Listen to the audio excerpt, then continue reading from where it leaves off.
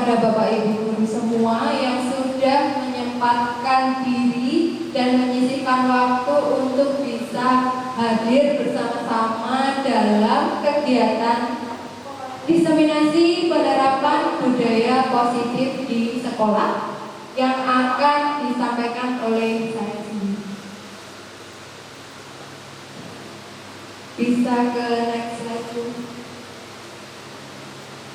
Pertama kita perkenalkan dulu ya. Saya Bu Elvi Nurholisna, CGP Angkatan 10 Kabupaten Blitar, dan kegiatan hari ini merupakan rangkaian dari pendidikan saya. Kemudian selama pendidikan saya didampingi oleh PT dalam pembelajaran luring. Beliau adalah Ibu Yeni yang ini. Kemudian selama pembelajaran daring saya didampingi oleh Bu Diah Damayanti selaku fasilitator. Beliau berasal dari Magetan.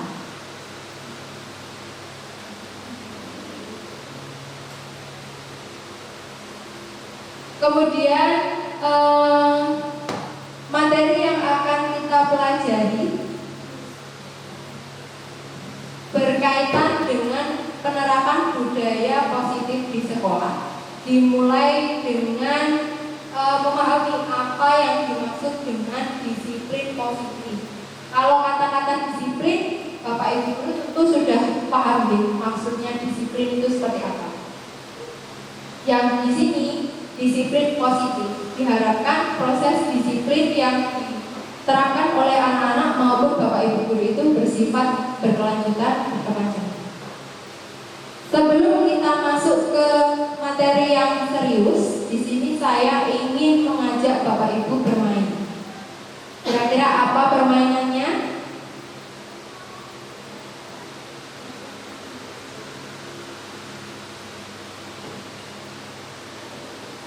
Kita akan bermain genggaman tangan.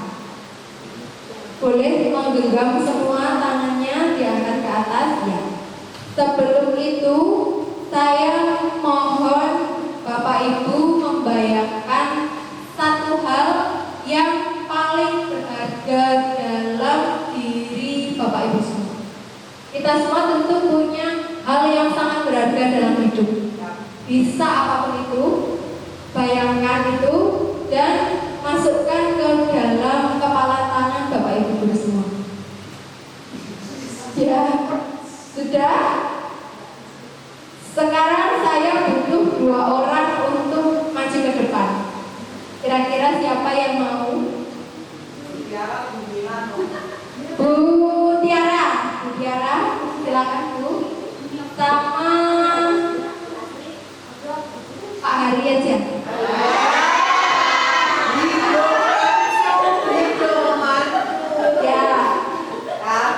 Jadi Bu Tiara dan Pak Hari akan memainkan 2 peran. Yang pertama, yang mengepalkan tangan dan menjaga hal yang paling berharga. Yang kedua, berperan untuk berusaha sekuat tenaga, membujuk, merayu, memaksa, atau mengancam bagaimana supaya orang tersebut mau membuka tangannya dan melepaskan tangannya. Siapa yang mau jadi yang mengepalkan tangan? Siapa yang mau merayu?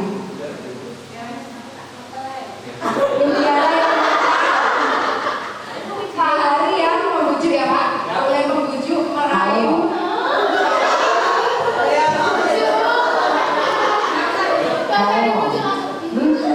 Boleh mengancam.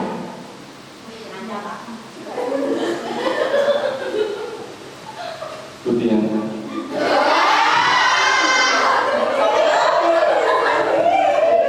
apa yang ada di dalam genggaman? Kamu tidak perlu tahu.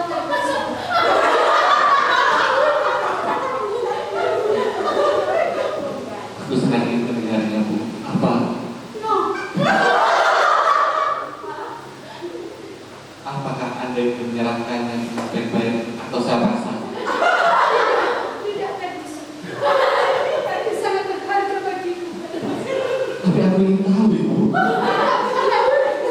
Serahkan. Serahkan ibu. Serahkan. Kalau begitu, apakah bisa digantikan Bu dengan milik saya? Kita percaya saja, Bu. Kita juga punya bina di zaman saya, Bu. Bagaimana? Kalau kita barter?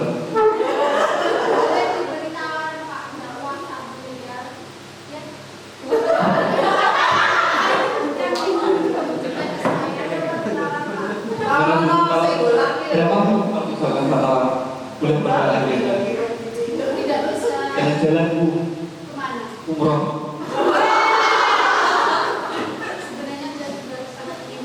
Bagaimana Bu? Nanti setelah umroh, tahun depannya haji furoda Bu.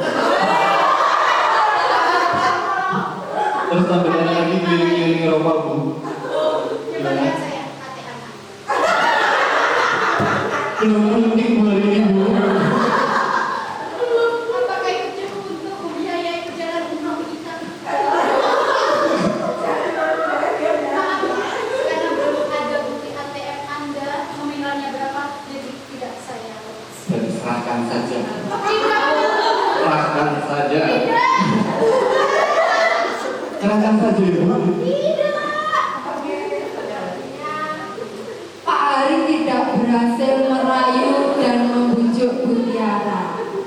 Sebelum kembali ke tempat duduk, kita tepuk tangan dulu. Bu Tiara, kalau boleh tahu tadi apa ya yang disimpan dalam tangan Bu Tiara itu sebenarnya? Tidak boleh diminta sama sekali. Sebenarnya ini tadi kosong. Tapi kalau tadi diminta untuk yang paling berharga adalah saya. Yang pertama adalah diri saya sendiri. Itu sangat berharga. Jadi apapun yang ada dalam diri saya itu sangat berharga dan harus saya jaga. Yang kedua adalah keluarga saya.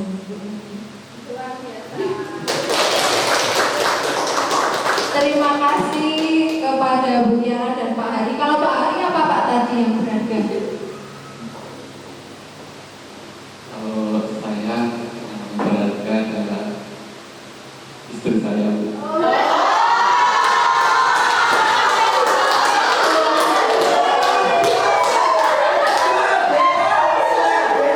Ya, jadi apa yang sudah kita mainkan tadi ya Bapak Ibu, itu mewakili apa yang kita pelajari hari ini, yaitu mengenai teori kontrol. Di sini ada pertanyaan. Dalam permainan ini tadi, kira-kira siapa yang sesungguhnya memegang kontrol untuk membuka atau menutup tangan? Apakah Bu Tiara yang menggenggam tangannya atau Pak Hari yang berusaha membujuk dan merayu? Bu Tiara. Jadi sebenarnya yang memegang kontrol penuh terhadap keputusan-keputusan dalam hidup, terhadap perubahan dalam kehidupan kita itu sepenuhnya dipegang oleh diri kita sendiri, bukan orang lain. Dan ini yang dimaksud dengan teori kontrol. Selanjutnya, sekarang kita masukkan teori ini ke dalam kegiatan pembelajaran antara guru dan murid. Dr. William Glasser di sini menyebutkan bahwa ada beberapa miskonsepsi mengenai makna kontrol. Yang pertama, ada ilusi guru mengontrol murid. Jadi semua perubahan perilaku murid menuju ke arah yang lebih baik itu disebabkan karena kita mampu mengontrol mereka. Padahal yang menyebabkan murid itu mau berubah ke arah yang lebih baik itu adalah murid itu sendiri. Yang kedua, ilusi bahwa semua penguatan positif itu efektif dan bermanfaat. Kita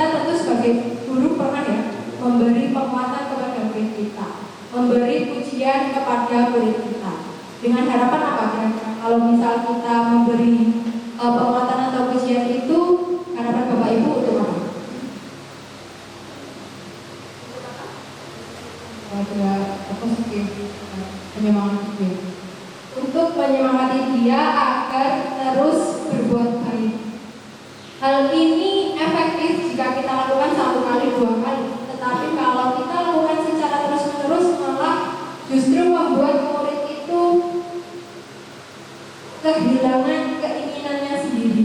Dia bergantung kepada guru. Ketika kita berhenti memuji, bisa jadi dia kembali ke awal, ke arah yang negatif. Kemudian ada ilusi bahwa kritik dan membuat orang merasa bersalah itu dapat menguatkan karakter. Ini juga tidak benar. Dan kemudian ilusi bahwa orang dewasa memiliki hak untuk memaksa, ini juga tidak benar. Kemudian di sini ada pergeseran paradigma, di mana ada 2 paradigma, yaitu paradigma stimulus respon dan juga paradigma teori kontrol. Di sini menjelaskan mengenai posisi guru, bagaimana dia berbuat di dalam kelas. Apakah sudah berada pada teori kontrol atau masih dalam paradigma stimulus respon.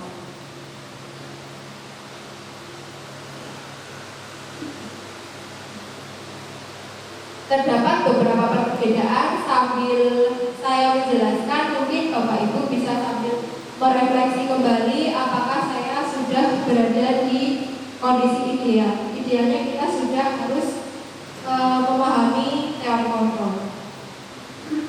Stimulus respon di sini terdapat beberapa indikator. Misalnya perilaku buruk dilihat sebagai suatu kesalahan. Ya atau tidak? Ya. Jika kita sudah berada pada teori kontrol, itu semua perilaku, baik itu positif atau negatif, mempunyai tujuan. Sekarang mari kita berefleksi. Apakah kita sudah seperti itu? Misal, jika murid itu melakukan sesuatu yang buruk, apakah Bapak Ibu langsung mengecap dia itu melakukan kesalahan?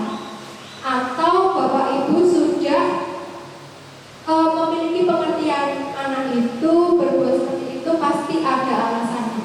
Kira-kira Bapak Ibu tipe yang A atau tipe yang B? Saya yang B.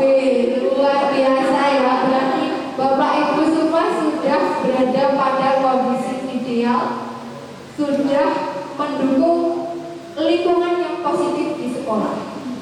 Artinya membuat anak nyaman, kemudian mereka punya semangat untuk datang ke sekolah karena dimengerti. Kemudian, nah di sini ada kaitannya antara disiplin dan kemerdekaan. Seperti yang kita tahu, sekarang kita akan menerapkan kurikulum merdeka belajar. Ternyata disiplin dan kemerdekaan siswa itu ada hubungannya. Hubungannya seperti apa? Bapak Pendidikan Ki Hajar Dewantara pernah menyatakan bahwa di mana ada kemerdekaan, maka di situ harus ada disiplin yang kuat. Jadi merdeka belajar itu tidak serta-merta berarti murid-murid itu merdeka.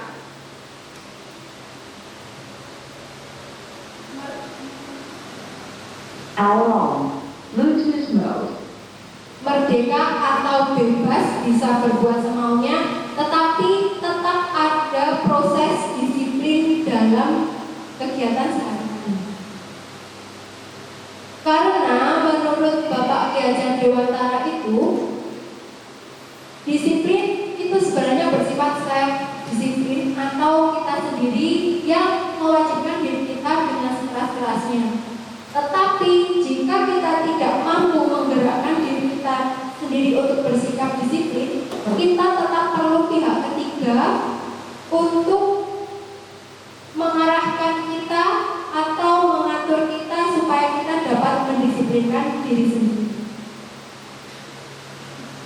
Kemudian definisi kata merdeka itu juga tidak serta-merta kita bebas sepenuhnya, tetapi merdeka itu juga dimaknai bahwa kita itu sudah cakap memerintah diri sendiri. Kira-kira sudah cakap apa belum? Kita sudah merdeka apa belum? Apakah setiap hari sudah datang ke sekolah tepat waktu? Belum, pasti banyak yang terlambat termasuk diri saya sendiri. Kemudian, nah sekarang disiplin positif dan nilai-nilai kebajikan universal. Nilai-nilai kebajikan universal itu artinya secara sederhana adalah hal-hal baik yang diharapkan terbangun ketika kita menerapkan proses disiplin. Misal ada nilai kebajikan saling menghormati. Jadi nilai kebajikan itu ada banyak, saling menghormati, saling menghargai, kemudian kerapian seperti itu. Jika kita menerapkan misal peraturan sekolah menggunakan bahasa yang baik dan sopan. Nah, dari peraturan itu kan sebenarnya tujuannya mau membangun atau menunjukkan nilai kebajikan, yaitu kesopanan dan rasa hormat. Di sini disiplin positif, jadi disiplin yang biasa kita dengar dengan disiplin positif itu berbeda. Artinya disiplin positif yang diharapkan ada dalam suasana budaya positif itu adalah disiplin yang benar-benar dari kesadaran diri sendiri. Artinya kita disiplin itu bukan karena pengen dipuji orang lain, bukan karena kita takut mendapat hukuman, tapi murni karena kita menghargai diri kita sendiri. Artinya saya itu adalah manusia yang bisa dicontoh orang lain sehingga terbangun kedisiplinan dalam dirinya sendiri. Di sini nilai kebajikan universal seperti yang saya bilang tadi ada banyak, tetapi nilai kebajikan yang diambil di Indonesia ini yang sedang dibangun sekarang adalah nilai-nilai profil pelajar Pancasila. Yang mana di sini ada 6 dimensi: beriman, bertakwa kepada Tuhan Yang Maha Esa, dan berakhlak mulia, mandiri, bernalar kritis, berkebinekaan global, bergotong royong, dan kreatif. Ini yang menjadi fokus kita untuk ditumbuhkan di dalam sekolah. Nah, di sini ada refleksi. Sebagai seorang pendidik, saat Bapak Ibu datang pagi ke sekolah setiap hari, motivasi apa yang mendasari tindakan Bapak Ibu? A. Yang pertama, apa Bapak Ibu itu hadir karena tidak ingin ditegur kepala sekolah dan supaya tidak mendapat surat teguran? Kita simpan dulu jawabannya dalam hati. Apakah yang A? Kemudian yang B, apakah Bapak Ibu ingin dilihat dan dipuji oleh lingkungan, teman-temannya dicap, oh ini guru paling berprestasi karena gak pernah telat, absen terus, datang tepat waktu, pulang tepat waktu, tapi tidak ada orangnya. Atau yang C, masih dulu ya. Atau yang C, Bapak Ibu ingin menjadi seseorang yang berusaha dan bertanggung jawab serta menghargai diri sendiri sebagai teladan bagi murid, rekan guru serta lingkungan, karena Bapak Ibu percaya bahwa tindakan yang Bapak Ibu lakukan akan jadi pak.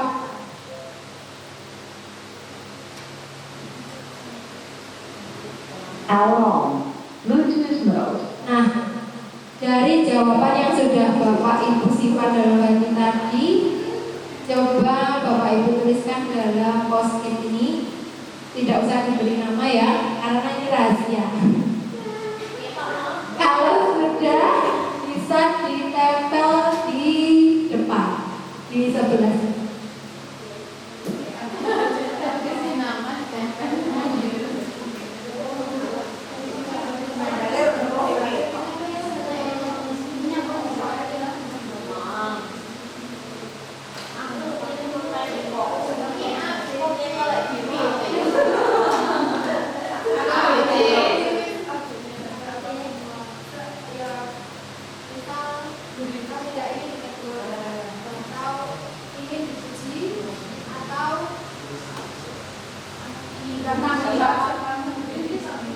ingin menghargai diri atau kalau ada alasan yang lain. Ya boleh pilih yang tidak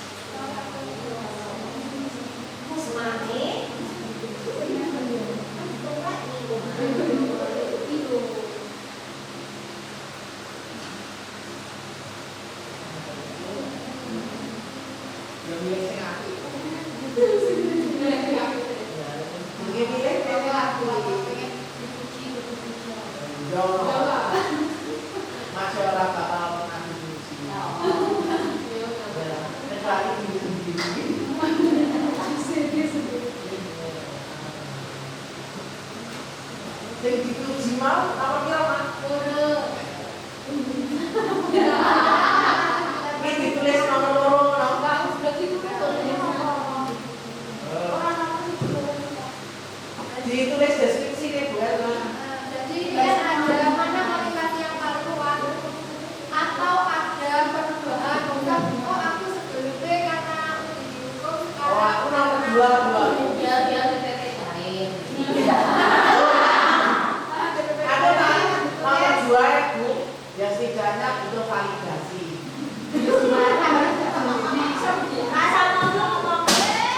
Baru terbuka. Berarti nomor dua.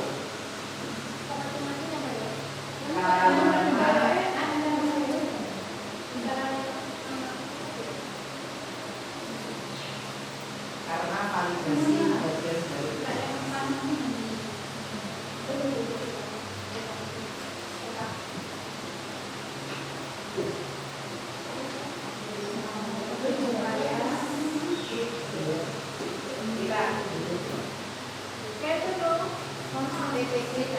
oh ditanya oh ya TPP cair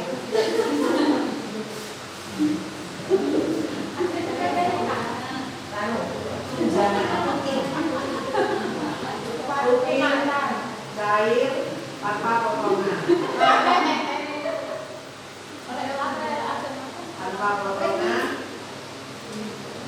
utuh bayar utang.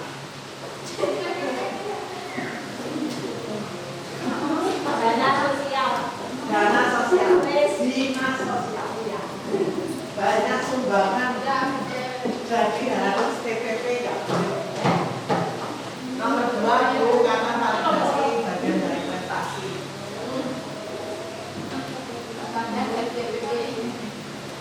Sekarang kita kan jadi dinas sosial, dari dinas pendidikan jadi dinas sosial, banyak sumbangan, sumbangan kata-kata, sumbangan batik, sumbangan beras telur.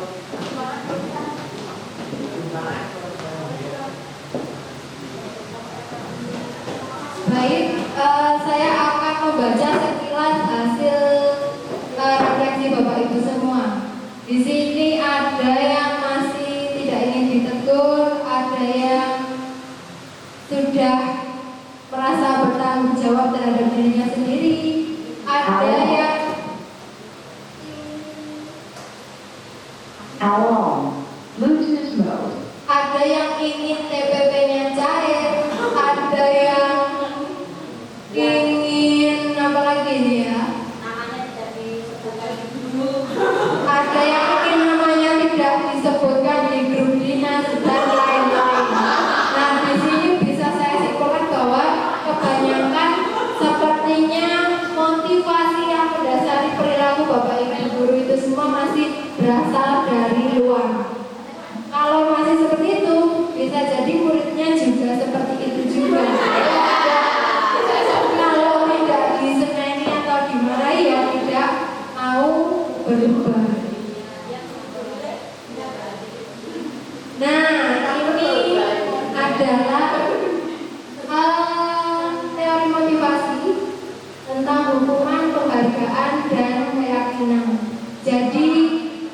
Dian Gosen ini berpendapat. Dian Gosen ini orang luar ya yang menemukan teori ini.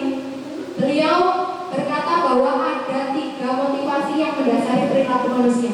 Yang pertama adalah untuk menghindari hukuman. Jadi orang yang tipe 1 ini akan bertanya-tanya dalam dirinya setiap hari dan setiap saat. Kira-kira kalau saya tidak melakukannya, saya diapakan? Nah, karena wedi akhirnya disiplin. Seperti ibu ini yang sedang meniru saya. Kemudian yang kedua, untuk mendapat imbalan atau penghargaan dari orang lain. Nah, kalau tipe yang ini, dia itu mau apa-apa selalu mikirkan, kira-kira saya dapat apa ya kalau melakukan ini.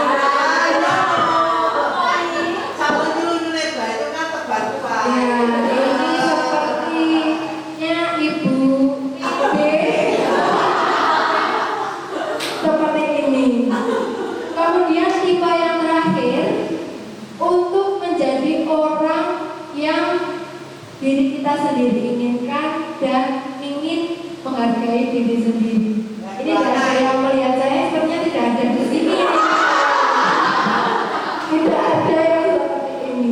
Jadi orang yang tipe ini itu kira-kira nanti saya akan jadi orang seperti apa kalau saya seperti ini? Ada di Semansa Pak Wisono. Oh iya, masih ada. Jadi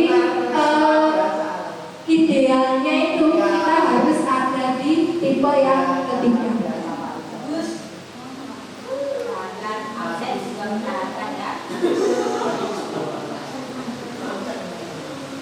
Kemudian di sini ada 3 hal yang bisa kita lakukan untuk mendisiplinkan seseorang. Yang pertama itu hukuman, yang kedua konsekuensi, dan yang ketiga restitusi. Sudah pernah dengar semuanya? Belum ya? Kalau hukuman tentu sudah tahu. Kita semua pasti pernah melakukan ini, termasuk saya sendiri. Biasanya kalau murid sedikit melakukan kesalahan, kita pasti langsung menghukum. Ada yang dihukum keliling lapangan, ada yang dihukum apa biasanya? Buang sampah, ada yang dihukum menyanyi dan lain sebagainya. Nah, kira-kira ya Bapak Ibu Guru, dari apa yang sudah kita perintahkan pada mereka, bisa dihukum untuk menyanyi, itu kira-kira hukuman itu membuat dia berperilaku sesuai idealnya apa tidak? Misal dihukum nyanyi karena nggak garap PR, kira-kira nyambung nggak itu? Enggak. Nah, sekarang yang kedua, konsekuensi. Konsekuensi itu hampir seperti hukuman, tetapi kalau konsekuensi itu memang suatu hal yang sejak awal disepakati antara guru dan siswa. Misal di awal pembelajaran kita sudah membuat kesepakatan, nanti selama pembelajaran dengan saya, kalau ada yang terlambat maka konsekuensinya harus tinggal di kelas dan mengganti sebanyak jam. How long? Glutinous mode. Yang ditinggalkan itu contoh konsekuensi. Artinya kalau konsekuensi itu masih ada kesepakatan antara guru dan siswa. Kalau yang hukuman tadi sepenuhnya dibuat atau ditentukan oleh guru itu sendiri tanpa minta kesepakatan dari siswa. Yang ketiga ada restitusi. Restitusi ini adalah tindakan ideal yang sebaiknya kita lakukan di dalam kelas. Restitusi ini artinya kita tidak harus selalu melakukan konsekuensi, tapi lebih kita itu membangun kesadaran dalam diri murid. Misal dia terlambat datang ke sekolah, itu kita telusuri dulu kira-kira penyebabnya dia terlambat itu apa. Kemudian kita tuntun dengan kalimat-kalimat, nanti kita akan praktek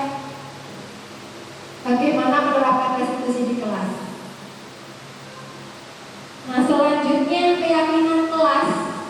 Sudah pernah mendengar istilah ini, keyakinan kelas? Kalau di sini sepertinya belum ada. Di sini adanya peraturan sekolah. Peraturan sekolah, peraturan kelas ada? Ada. Nah, peraturan kelas itu sebetulnya bagian dari keyakinan kelas. Jadi keyakinan kelas itu adalah kesepakatan terhadap nilai-nilai kebajikan, tadi kan sudah ya, yang akan dilaksanakan di dalam kelas maupun lingkungan sekolah.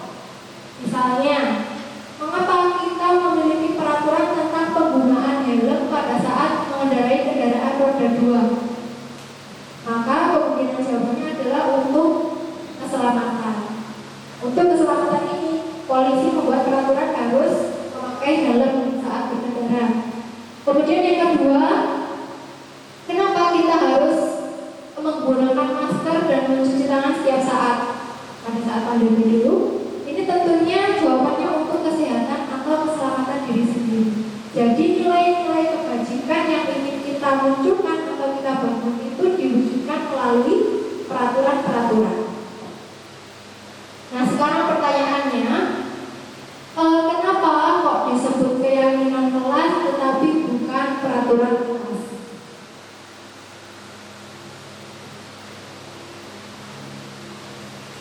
Jadi keyakinan kelas itu bersifat universal atau umum. Kalau peraturan kelas itu rinci. Misal peraturan kelas itu buang sampah pada tempatnya. Nah, peraturan kelas buang sampah pada tempatnya ini kalau kita tarik ke atas sebagai keyakinan kelas, itu kira-kira nilai apa yang mau kita bangun dari buang sampah pada tempatnya? Kebersihan. Nah, itu berarti keyakinan kelasnya yang mau dibangun adalah kata kuncinya ada di kebersihan. Yang mana kebersihan itu kan luas, bisa kebersihan di luar, di lingkungan, diri sendiri dan lain-lain. Jadi peraturan kelas itu bisa dikatakan hanya sebagian kecil atau beberapa cara untuk mewujudkan keyakinan kelas. Nah, disiplin positif itu akan terbentuk jika kita mulai dari hal yang paling kecil. Kalau kita berada di sekolah, maka satuan yang paling kecil itu adalah kelas. Jadi di sini kita harus memulai dari keyakinan kelas. Bisa kita awali dengan membuat keyakinan di kelas masing-masing. Di sini kan pasti ada bapak ibu guru yang menjadi wali kelas ya. Nah, itu kita bisa membuat kesepakatan bersama murid. Nanti kira-kira apa ya nilai yang perlu kita bangun di sini? Nah, itu kita terapkan.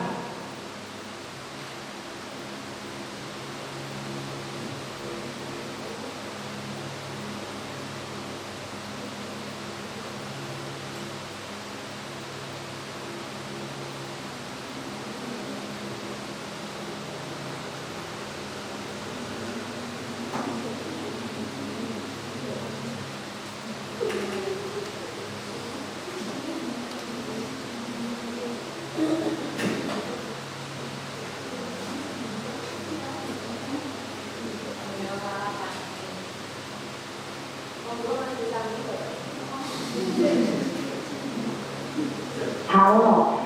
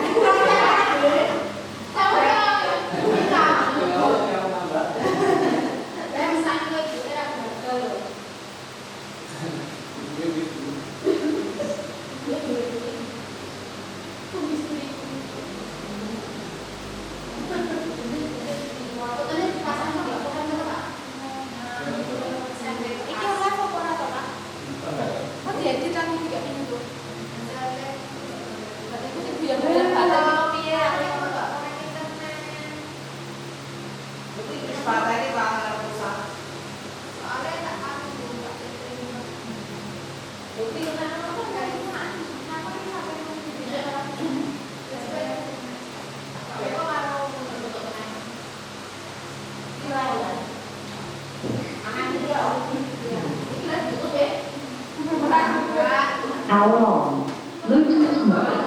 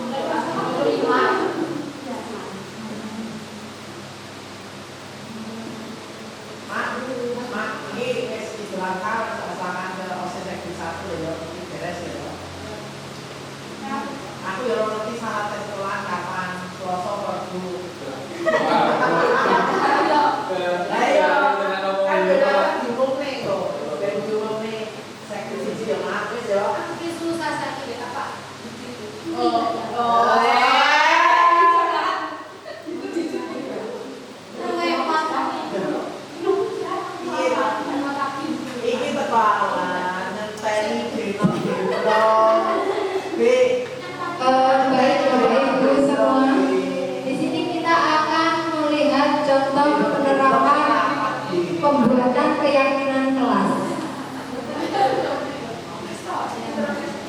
Itu kecil.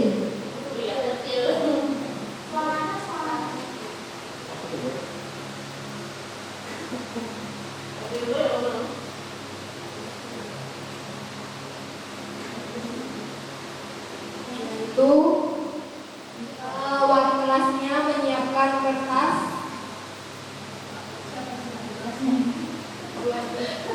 kemudian muridnya menuliskan keyakinan kelasnya di dia sehingga mungkin, kemudian selfie bersama.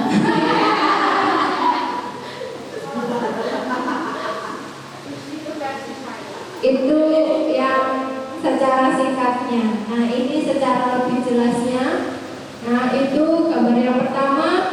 Kemarin saya membagikan kertas post-it ke setiap siswa di kelas saya, kelas 10B. Jadi kebetulan kemarin itu baru saja ada kasus 2 anak di kelas 10B yang seperti Bapak Ibu semua tahu ya, melakukan hal yang menyakiti temannya sampai berdarah dan terluka. Nah, dari situ saya mengajak mereka melakukan refleksi bersama-sama. Kira-kira nilai kebajikan apa yang tidak ada di kelas? Sebetulnya pembuatan keyakinan kelas ini bisa dibilang sedikit telat, tapi terus berbuat baik. Hal ini efektif jika kita lakukan 1 kali 2 kali.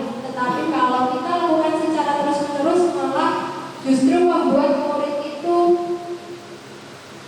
kehilangan keinginannya sendiri. Dia bergantung kepada guru. Ketika kita berhenti memuji, bisa jadi dia kembali ke awal, ke arah yang negatif. Kemudian ada ilusi bahwa kritik dan membuat orang merasa bersalah itu dapat menguatkan karakter. Ini juga tidak benar. Dan kemudian ilusi bahwa orang dewasa memiliki hak untuk memaksa, ini juga tidak benar. Kemudian di sini ada pergeseran paradigma, di mana ada 2 paradigma, yaitu paradigma stimulus respon dan juga paradigma teori kontrol. Di sini menjelaskan mengenai posisi guru, bagaimana dia berbuat di dalam kelas. Apakah sudah berada pada teori kontrol atau masih dalam paradigma stimulus respon.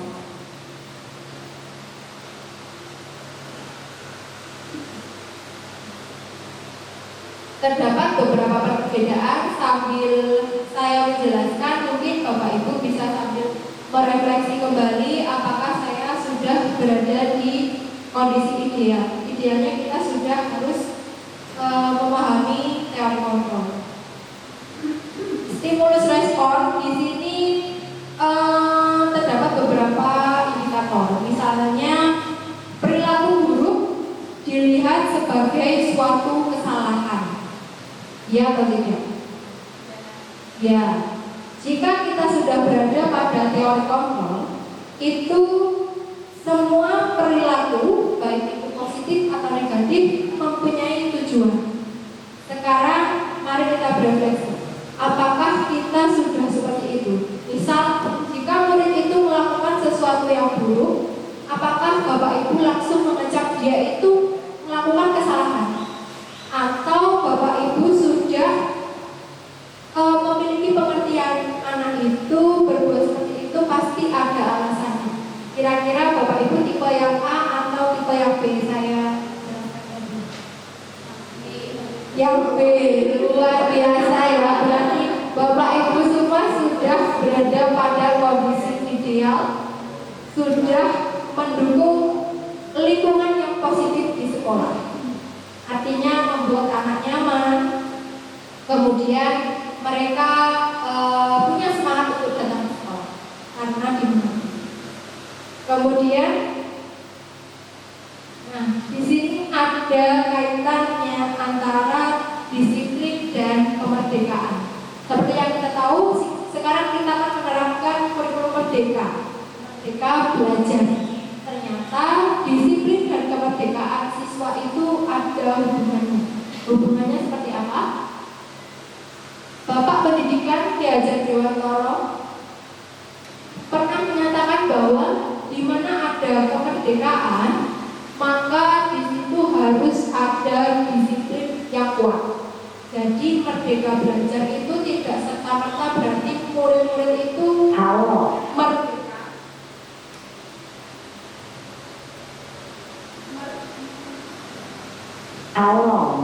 Bluetooth mode.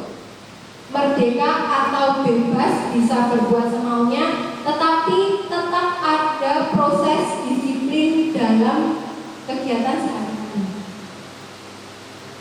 Karena menurut Bapak Ki Hajar Dewantara itu, disiplin itu sebenarnya bersifat self disiplin atau kita sendiri yang mewajibkan diri kita dengan sekeras-kerasnya. Tetapi jika kita tidak mampu menggerakkan diri kita sendiri untuk bersikap disiplin, kita tetap perlu pihak ketiga untuk mengarahkan kita atau mengatur kita supaya kita dapat mendisiplinkan diri sendiri.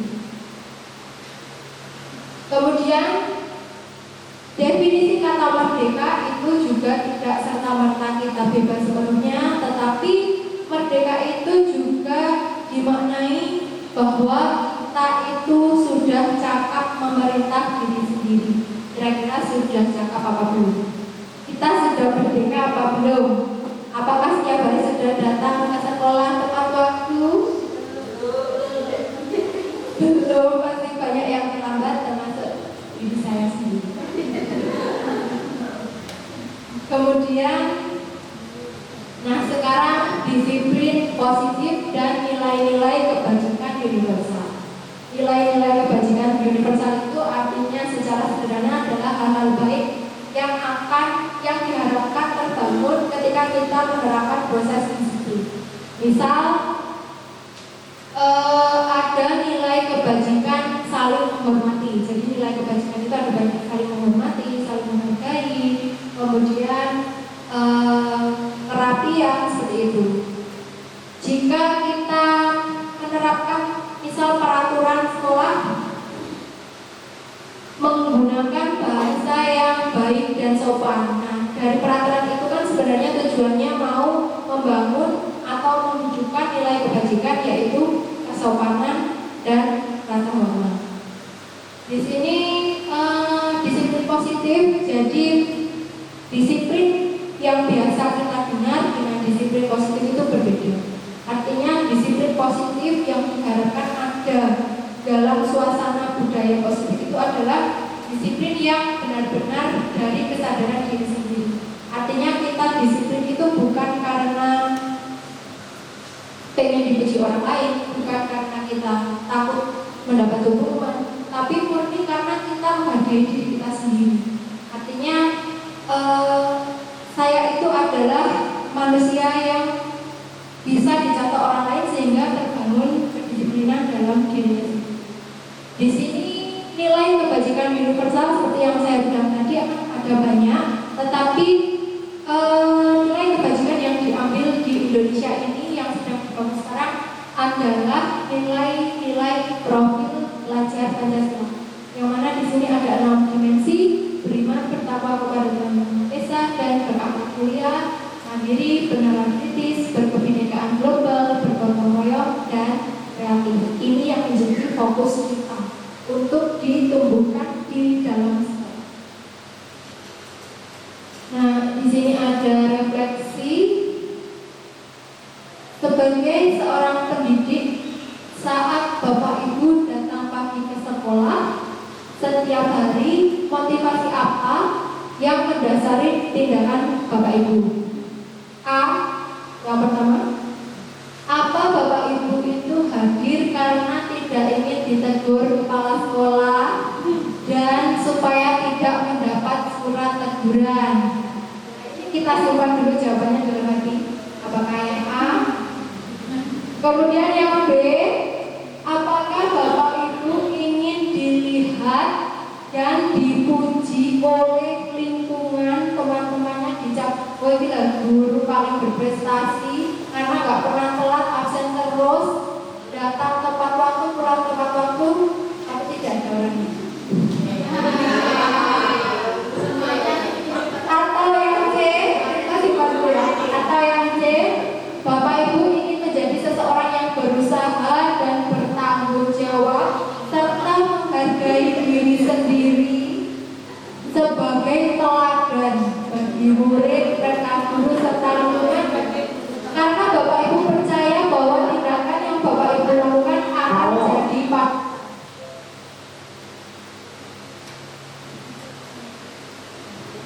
Alarm. Bluetooth mode. Nah, dari jawaban yang sudah Bapak Ibu simpan dalam hati tadi, coba Bapak Ibu tuliskan dalam post-it ini. Tidak usah diberi nama ya, karena ini rahasia. Kalau sudah, bisa ditempel di depan, di sebelah sini.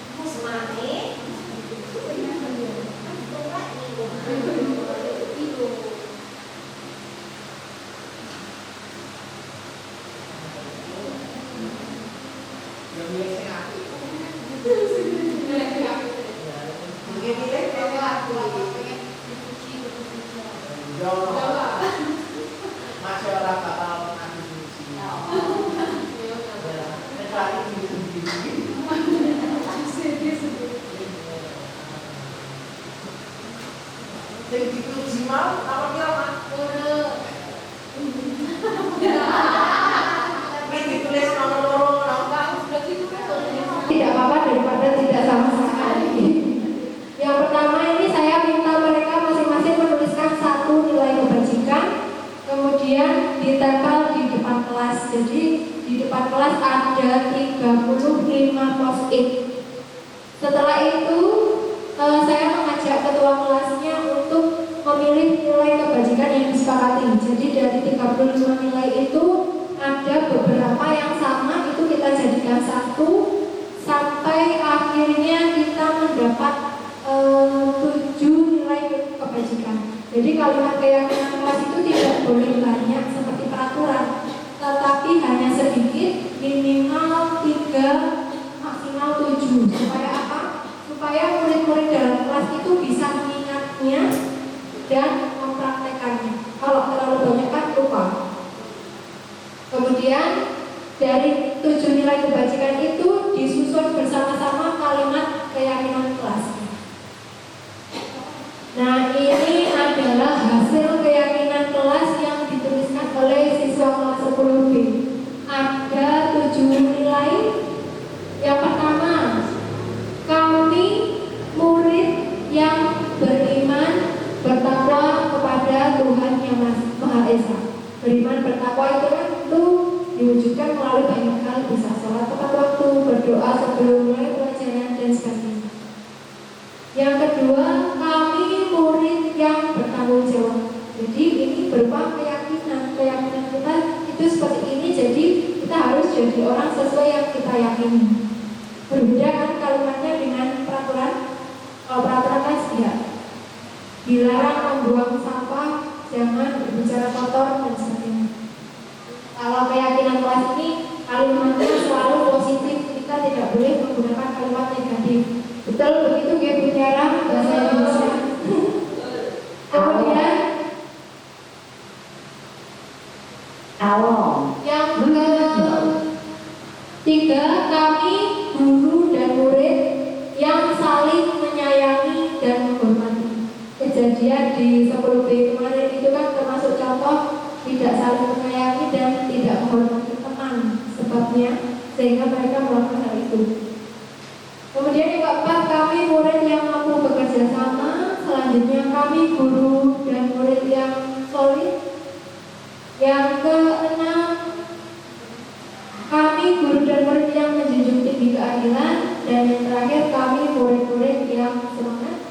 Kemudian kalimat yang sudah kami sepakati bersama ini ditandatangani oleh masing-masing siswa dalam kelas dan juga saya sendiri selaku wali kelas.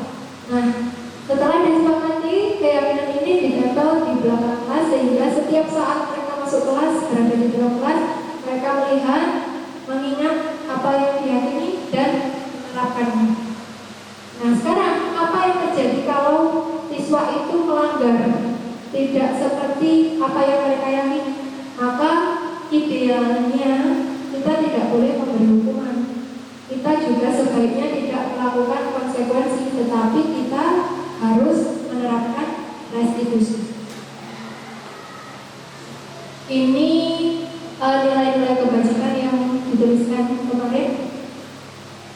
Ini kita masuk ke cerita dongeng dulu tentang Bu Wiwi.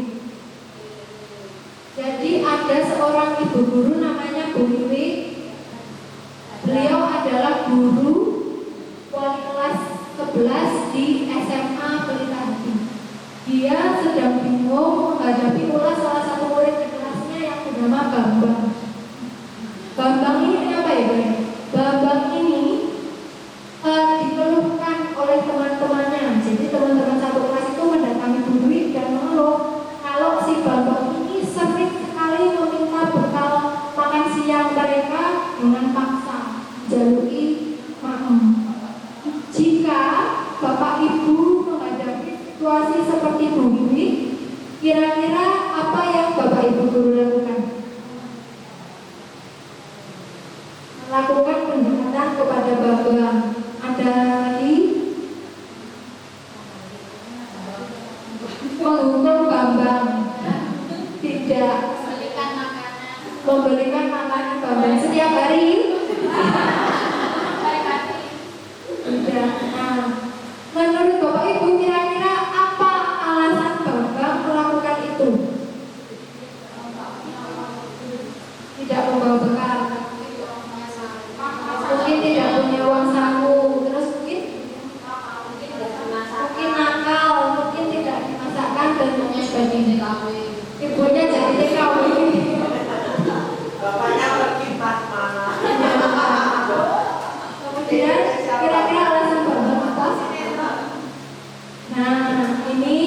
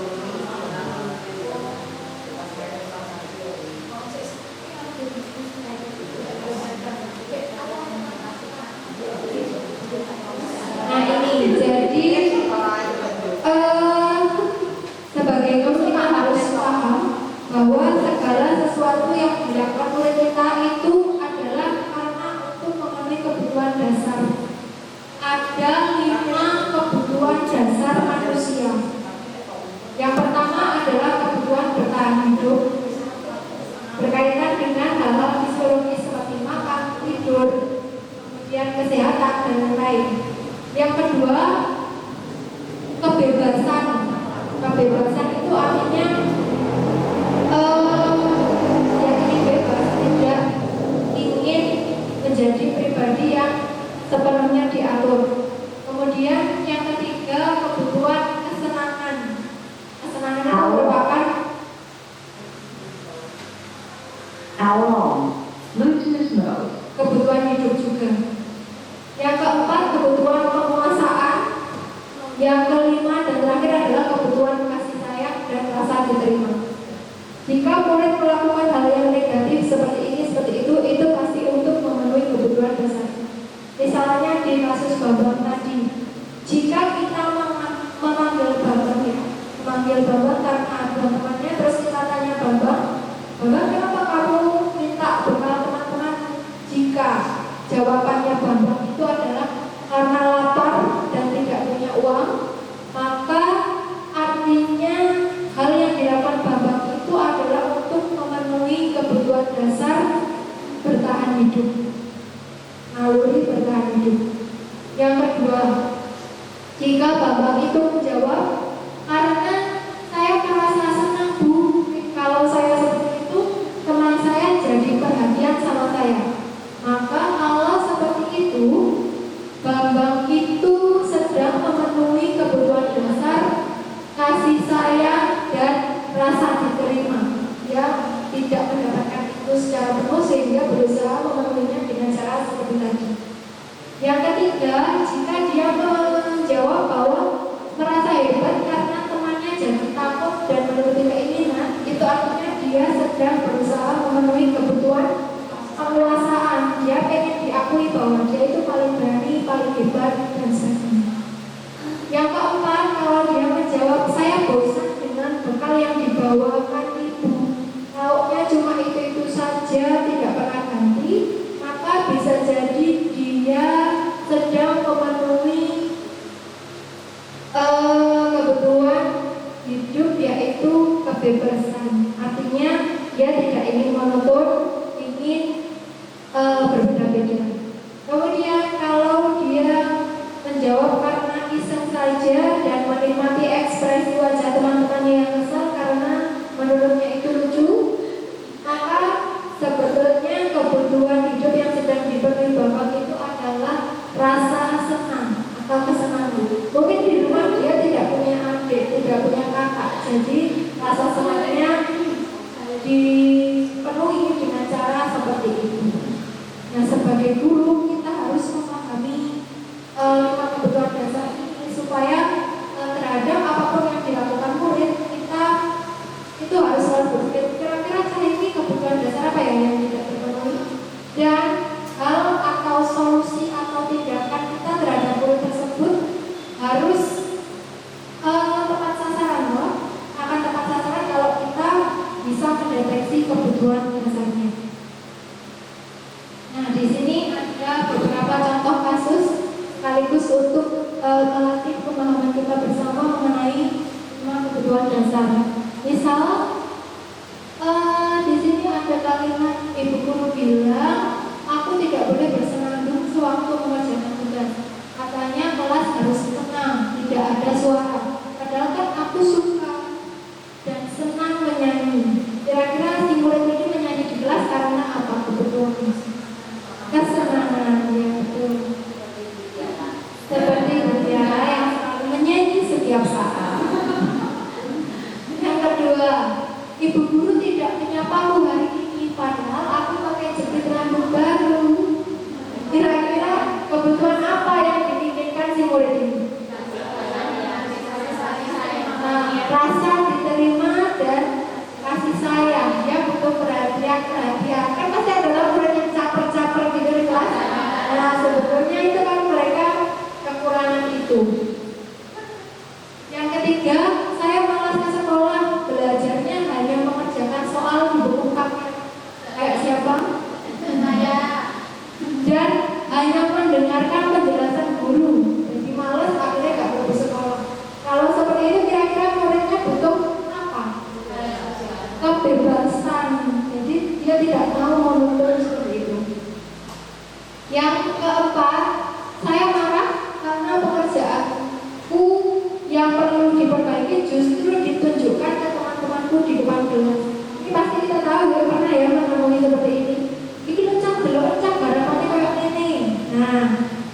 sehingga dia akhirnya marah. Kira-kira dia marahnya karena apa? Kebutuhan dasar yang tidak terpenuhi. Tadi yang ingin diakui adalah kebutuhan How long? Glutinous mode. penguasaan. Betul, berarti Bapak Ibu semua sudah lulus menjadi guru yang bisa membangun budaya positif. Ya, luar biasa. Nah, tadi 5 kebutuhan dasar murid ya. Sekarang 5 posisi kontrol guru. Jadi kita itu sebagai guru memegang 5 posisi. Posisi antara guru yang satu dengan guru yang lain bisa berbeda-beda. 5 posisi ini apa saja? Yang pertama adalah penghukum. Penghukum itu artinya tukang kue hukuman. Ayo Pak, pelan, ayo. Ayo Pak, pelan. Rambutmu piye tak kapaknya, nah seperti itu. Ciri-cirinya itu tipe penghukum ini suka berteriak, membentak, kemudian suka menunjuk-nunjuk, kemudian membuat murid takut. Ini tipe penghukum. Sambil kita melihat apakah saya seperti itu. Saya sendiri ya, kadang-kadang.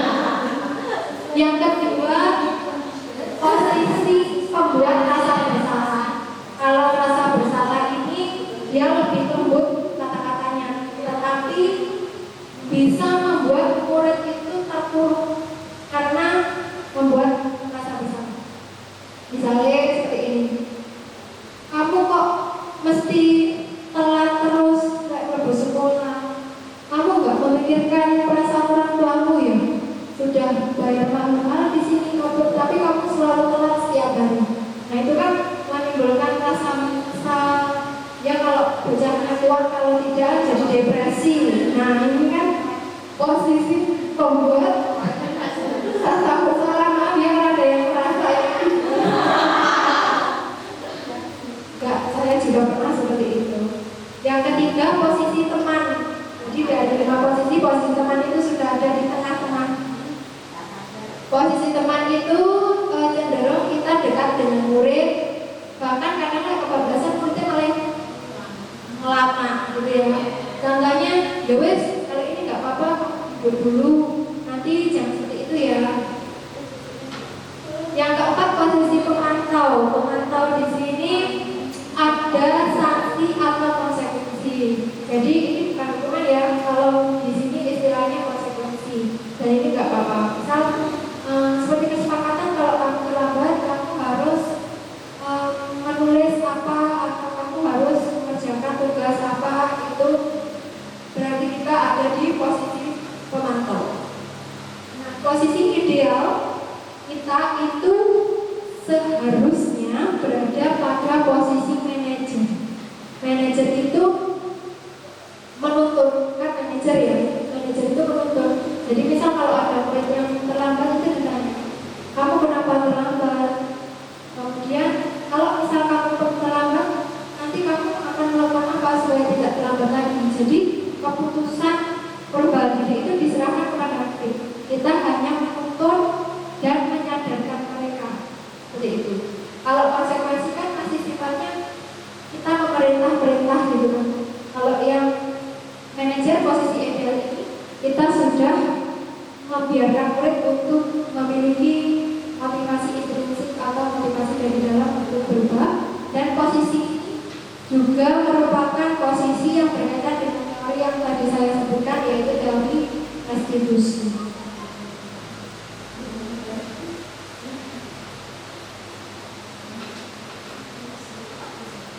Sambil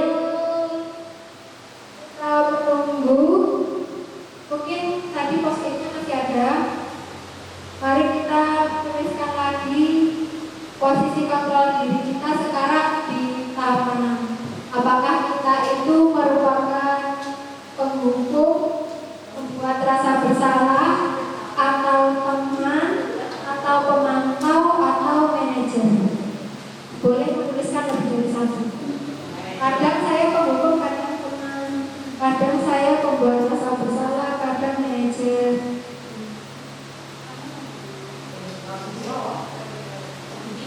Penghukum. Ada yang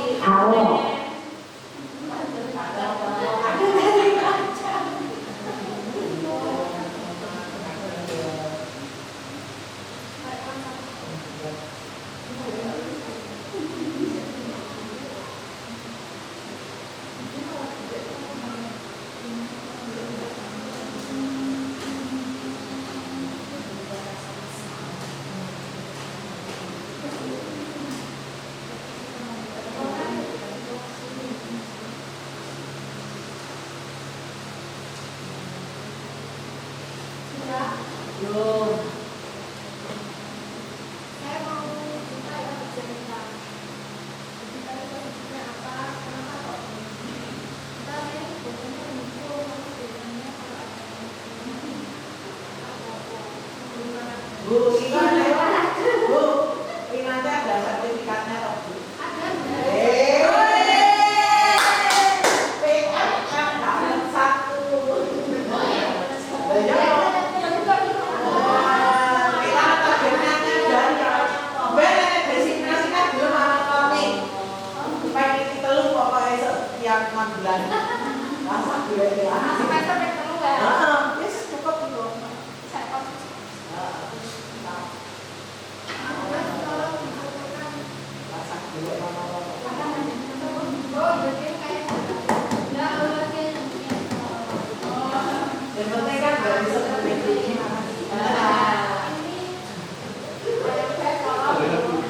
How long? Bluetooth mode. Ini yang sudah selesai sepertinya Bu Putri yang kali itu boleh ke depan bercerita sebentar. Cerita Bu Putri, silakan Bu.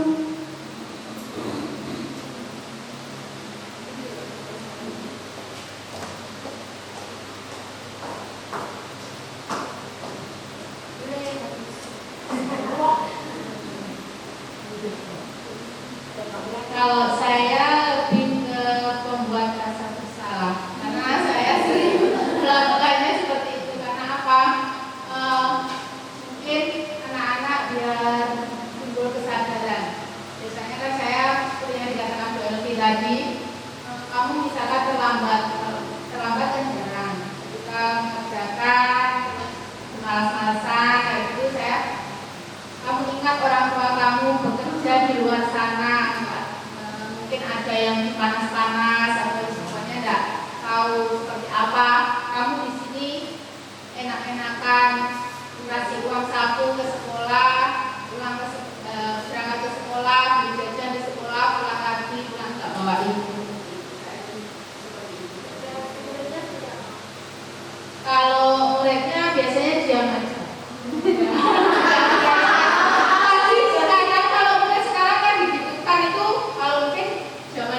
Dulu mungkin kita merasa bersalah, kalau sekarang lebih ke dia nggak tahu diamnya itu merasa bersalah atau aja nggak tahu. Terus masuk mana? Terima kasih Bu Putri, tepuk tangan untuk Bu Putri. Mungkin satu lagi Bu Nurvita.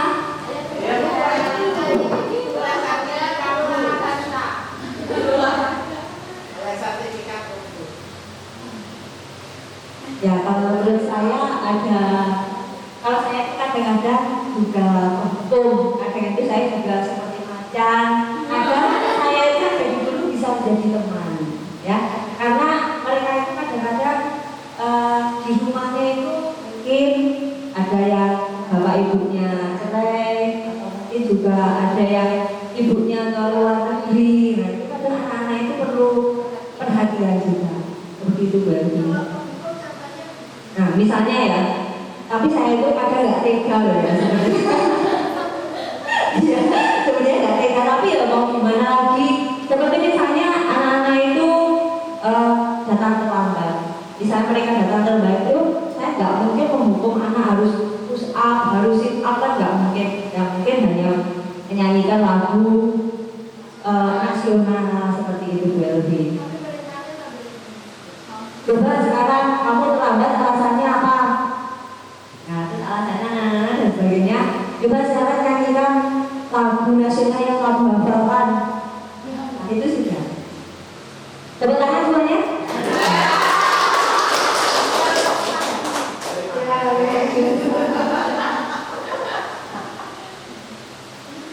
Nah, jadi dari 5 posisi kontrol yang sudah kita bahas tadi, di sini ada tabel perbedaannya. Misal kalau penghukum itu seperti tadi menghardik, menunjuk-nunjuk, menyakiti hati, kemudian menyindir, itu juga termasuk penghukum. Pembuat rasa bersalah itu berceramah dengan menggunakan kata awakmu yang kayak ini, berbohong ini,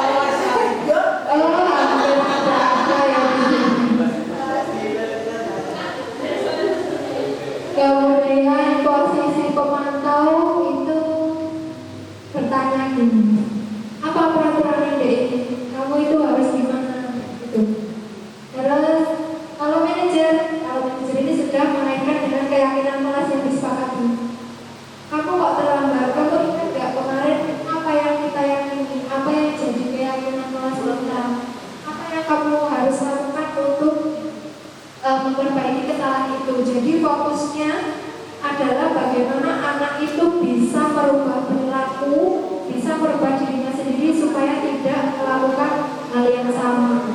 Jadi bukan kita tidak boleh ya menerima permintaan maaf dari siswa itu tidak boleh. Bluetooth mode. Jadi kesalahan siswa itu tidak bisa selesai hanya dengan permintaan maaf, tetapi mereka harus punya komitmen dan harus melakukan perbaikan untuk tidak mengulangi kesalahannya. Kita harus fokus ke perbuatannya, bukan kata maaf. Nah, ini kita sudah mulai masuk ke materi akhir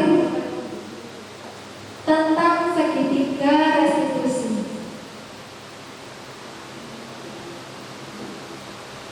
Jadi segitiga restitusi itu adalah salah satu cara untuk menerapkan disiplin yang positif, disiplin yang dengan kesadaran murid.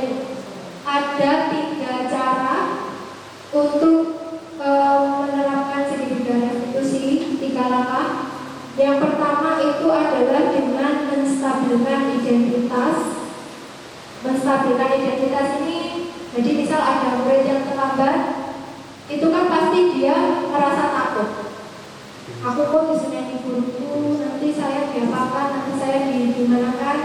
Nah, itu kita harus menstabilkan identitas, kita harus menstabilkan emosi. Karena emosi itu memegang kendali dalam badan kita. Emosi itu bekerja lebih dulu dari pikiran kita. Sehingga untuk bisa membuat mereka berubah, kita harus terlebih dulu menstabilkan emosi dengan cara apa? Dengan cara itu kita memahami kesalahan mereka. Bukan tapi seharusnya kita memahami setiap orang pasti pernah melakukan kesalahan. Jadi, kenapa kamu terlambat? Ya nggak apa-apa kamu terlambat. Saya juga pernah terlambat. Jadi kita itu kan seperti membuat mereka, kita itu memahami mereka. Jadi mereka itu tidak takut supaya nanti di tahap selanjutnya mereka bisa lebih terbuka, mau menceritakan penyebabnya dan mau berubah. Langkah yang kedua, validasi tindakan yang salah. Validasi tindakan yang salah ini ditandai dengan kamu pasti punya alasan melakukan ini. Kamu pasti punya alasan kenapa kamu terlambat. Kalau boleh, kira-kira kenapa kamu terlambat dari ini? Terus dia cerita. Misal ban saya bocor dulu dan lain-lain. Langkah yang ketiga, menanyakan keyakinan. Menanyakan keyakinan. Oh, jadi ban kamu bocor.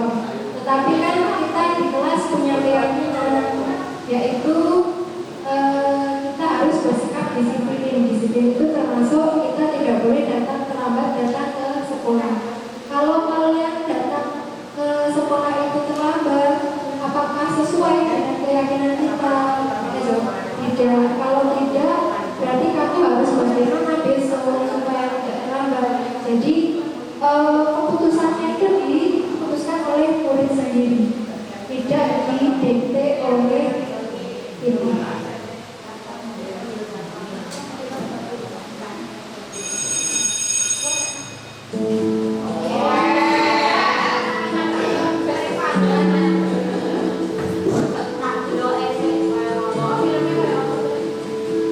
Selamat pagi anak-anak. Saya akan dulu ya. Aan, Abi, Bunda nak.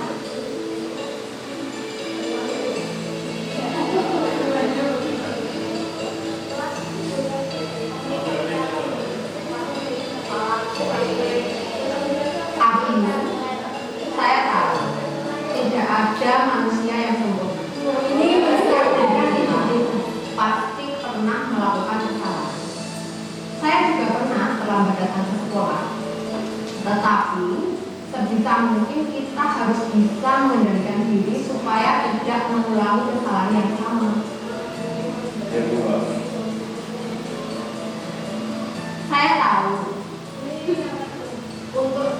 perbuatan yang kamu lakukan pasti ada alasan. Kalau Bu Esti boleh tahu, kenapa kamu selalu berada dalam kegiatan? Waktu sebelumnya saya selalu menawarkan adik saya untuk ke sekolah karena juga gak ada yang bisa menarik. Oh, jadi begitu. Tetapi di sekolah ini kan ada peraturan yang harus kita patuhi. Kamu tahu nggak apa peraturan? Biar bisa dia melarang. Kalau gitu, apa yang akan kamu lakukan besok supaya kamu tidak bersalah? Berikutnya saya akan janji untuk melarang adik saya di awal saya berkenalan. Baik, kamu janji ya. Kita kembali. Sudah cukup atau perlu contoh lagi? Kita akan praktek ini. Drama.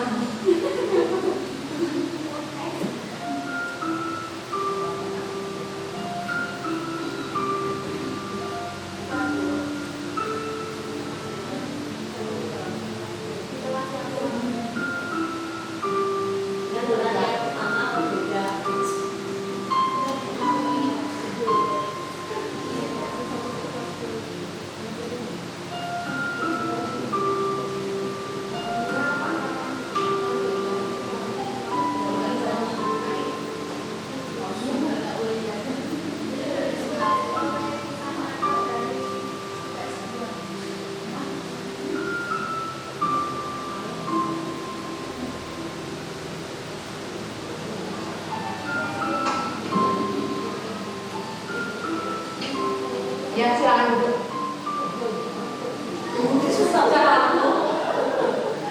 Farel, Cantika, kalian tahu tidak kenapa Bu Esti memanggil kalian ke sini? Waktu kira-kira dengan apa ya?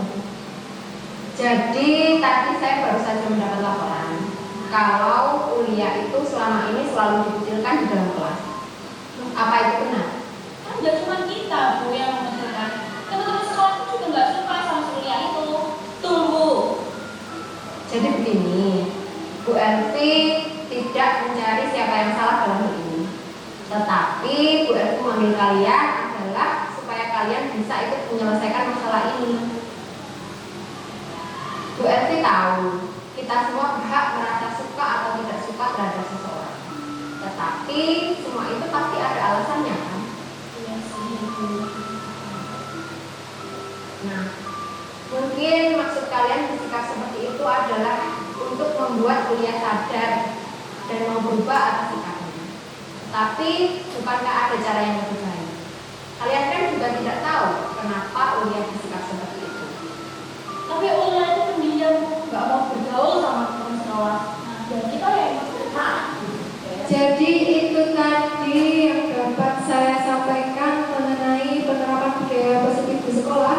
Mulai dari dasar kita sudah belajar tentang kari kontrol, 5 kebutuhan dasar murid, 5 posisi guru, dan juga 3 restitusi. Semoga melalui kegiatan ini Bapak Ibu guru dapat menerapkan apa yang sudah saya bagikan, atau semoga apa yang saya bagikan ini dapat menjadi suatu hal yang bermanfaat bagi Bapak Ibu guru semua.